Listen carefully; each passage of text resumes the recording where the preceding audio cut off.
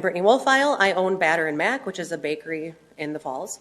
We just completed a build-out that included an espresso bar.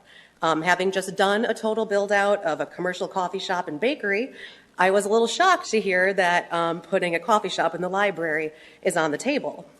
Then I read the lease, and then I was beyond shocked. I was flabbergasted, confused, and concerned. In what is either an oversight or perhaps a lack of transparency, the public was not given access to the exhibits noted in the lease. So maybe some of my questions would be answered in there, but I can't see them, so I came here to ask my questions. 1, what other operators were vetted, and how did their proposals stack up against this one? Or is this a friend of a board member being given a massive favor? 2, what financial projections did Latitude provide, and how can we see those? Where is the business plan? Based on those projections, what is the anticipated timeline on the village seeing a return on its investment? 3, what is the actual estimated cost of the electrical, the plumbing, et cetera, that the village has to pay for?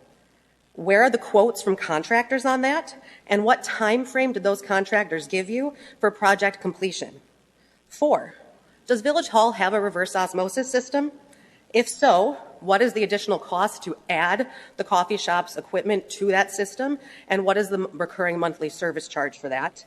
And if they don't have one, what is the quote on the install and the recurring monthly service charge?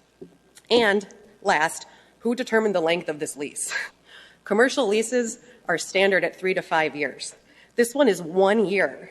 So what is the plan with the space if they don't re-sign in 1 year?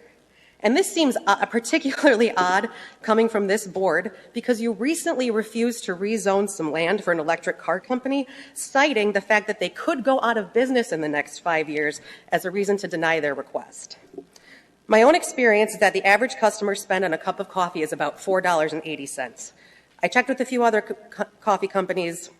Our cafe consultant, that's average. Lattes are more expensive. Drip coffee brings that average down. Have any of you sat down to figure out how many cups of coffee you would have to sell to get a return on our investment or at least break even? I'm standing here looking at a board made up of 7 individuals who claim to be fiscal conservatives, yet this deal appears to be incredibly irresponsible and poorly thought out. Your Wist-Red buddies called me a socialist on the internet today, yet here we are with 7 of you considering building a taxpayer-funded coffee shop. Seems odd. Thanks.